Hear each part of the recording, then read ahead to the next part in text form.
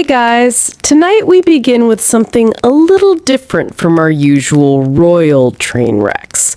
We're not looking at kings with suspicious jawlines or queens who married their cousins 3 times over. No, tonight we're floating into the quiet, mud-streaked existence of someone you'd never find in the medieval chronicles, a serf. The guy whose name no one bothered to record, unless he owed taxes, which of course he always did. So, dim the lights, sink into the pillows, and let's wander into the fields of 13th century Europe. Imagine the mist hanging low, the smell of damp straw in the air, and somewhere a rooster who doesn't care that you didn't get enough sleep because he's already screaming at 4 a.m. Welcome to the life of a medieval serf. Spoiler, it's not glamorous. Now, if you're picturing the serf as some sort of medieval farmer with plenty of hearty bread, chickens pecking around his feet, and a cozy cottage with flower boxes, well, lower those expectations. The reality was closer to one room, maybe a smoky fire pit in the middle, walls made of wattle and daub, and a roof that leaked just enough to ruin your mood, but not enough to justify fixing. And don't even think about privacy. Everyone, parents, children, probably the goats, shared the same space. So yes, when medieval chroniclers talk about peasant families being close-knit, they weren't exaggerating. They were just politely ignoring the goat situation. The day began early, not by choice. The serf didn't have an alarm clock, but the Lord's steward might come knocking to remind him that half his day wasn't actually his. Half his day belonged to the Lord, because that's how serfdom worked.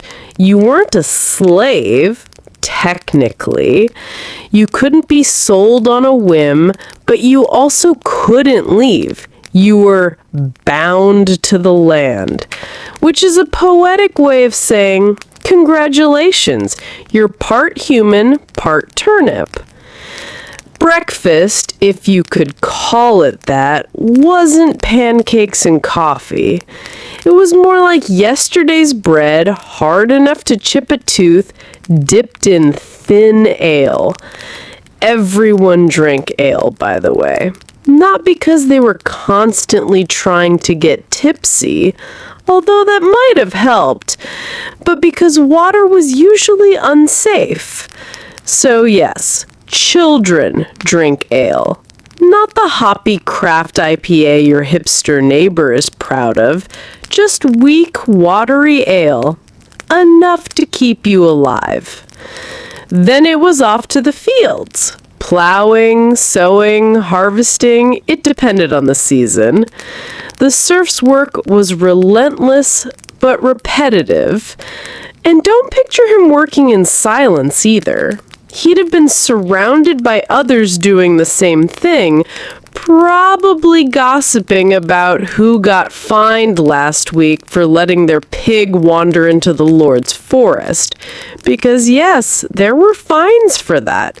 Medieval lords loved a good fine. Couldn't afford to pay in coins? No problem. They'd happily accept your chickens or your brain, or basically anything you needed to survive. Isn't feudalism fun? And here's a detail that always strikes me. Most serfs never traveled more than a few miles from their village, in their entire lives. The world outside was not just unknown, it was irrelevant. You were born on this land, you worked on this land, and let's not sugarcoat it, you'd be buried on this land. The idea of going somewhere else was as foreign as someone today suggesting you should just walk to the moon. By midday, the serf might get a short break. Lunch was usually pottage, which sounds fancier than it was. Basically, a soup-like sludge of whatever grains and vegetables were lying around. If you were lucky, maybe there was a scrap of salted meat floating in there. If you were unlucky, it was just cabbage water. Again, but hey, hot food is hot food. Let's pause here, because while the lord of the manor might be dining on roasted venison and spiced wine imported from somewhere far away, the serf was staring at his bowl of pottage and pretending not to notice that his neighbor's kid just sneezed into it. That was life. The contrast wasn't just economic, it was daily, visible, and baked into every bite of food. Afternoons were for more work. If it wasn't farming, it was repairing tools, tending animals, or, one of the worst jobs, mucking out animal stalls. Imagine a medieval stable. Then imagine the smell. Then multiply by 10. Congratulations, that's your job. And no, there was no medieval version of Febreze. Evenings didn't bring much relief either. After the day's work, you still had to care for your own small plot. Because remember, half your labor went to the Lord, the other half kept your family alive. If you slacked on your own field, well, good luck eating in winter. Starvation was never far away. And speaking of winter, let's talk about that cozy cottage again. No insulation, just drafty walls and a fire that filled the room with smoke before it warmed it.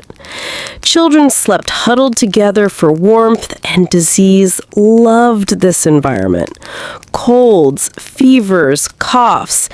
They spread faster than rumors about the Lord's daughter sneaking off to meet a troubadour. Infant mortality rates were high. Life expectancy was short, not because everyone dropped dead at 30, but because so many children never made it to adulthood. If you survived childhood, you might live into your 50s, which in serf terms basically made you a wise old sage. Still, there were moments of relief. Feast days, for example. The church calendar was packed with them, which meant time off work, special food, maybe even music and dancing. These days were the medieval equivalent of a holiday weekend. Except instead of barbecues, it was communal drinking and hoping no one started a fight. Religion shaped every part of life. Birth, marriage, death, all wrapped in rituals that made existence feel slightly less bleak. So, as the day wound down, the serf's family would gather around the fire, maybe tell stories, maybe sing, maybe just sit in silence, staring at the flames. The night was long, dark, and very, very quiet. No street lights, no glowing screens, just darkness, stars overhead, and the occasional terrifying howl of something in the forest that you prayed wasn't coming closer. And that was one day, multiplied by thousands, across lifetimes. A life of mud, obligation, exhaustion, and resilience, because somehow, in all that hardship, they endured. And their endurance laid the foundation for everything that came after.